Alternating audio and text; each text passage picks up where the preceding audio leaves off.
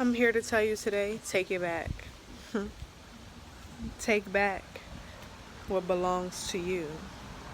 And in order to take back what belongs to you, you got to know who you are to take it.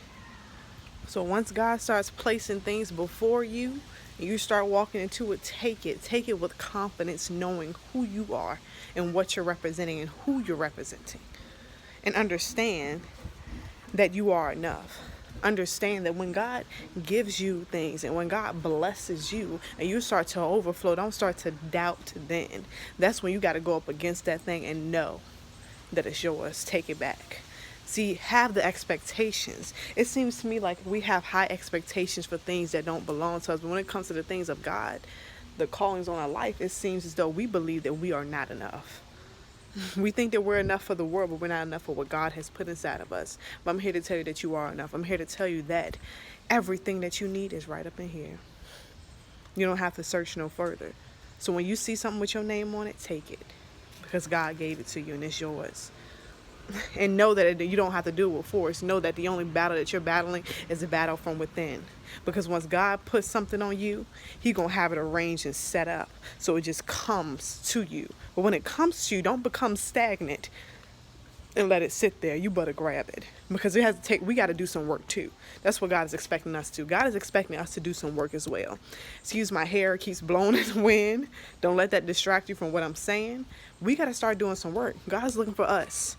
He's waiting on us to make a move. When are you going to make your move? When are you going to recognize who you are? When are you going to stop playing and having selective spirituality on your call and you know what you have been called to do? And I feel like I'm speaking to myself right now. You know what you have been called to do. And you're going to question it. Don't doubt it. Walk in it. Step into it. And understand when you step into it, it's going to create a new you. When you step into it and you begin to walk into it, know that things are going to start to change around you. Okay? But understand the battle that you're battling right now is you, your flesh. Your spirit knows. You're anointed. You're filled. Your spirit already knows. Your spirit is longing for it, but your spirit is battling with your flesh and your mind telling you you're not enough. Because once you know within yourself that you're enough, and once you know that God has placed it within you, no matter what nobody says in this world, if your name is on it and that seat has been reserved for you, can't nobody sit in it. And when they do try to sit in it, when they do try to tip you over, understand that you are grounded by God. He will plant you like a tree by the rivers. Understand that and know who you are. Walk in your calling. It's time. It's time. Make a move. I dare you to make a move. I dare you to say you're enough. I dare you to speak out boldly with confidence of who you are and where you're going in this life. Also, know that the calling that God has placed you on is going to require you to do some things that you haven't done before. So understand, it's not a place for you to lean on yourself. It's not a place where you're meant to feel comfortable in. It's a place for you to be strong in, knowing that no matter what happens, God has you. That's the point of that place. It's not a place where, oh, I got this. No, because it's not about you having it. It's about you knowing what you have in you, which is God.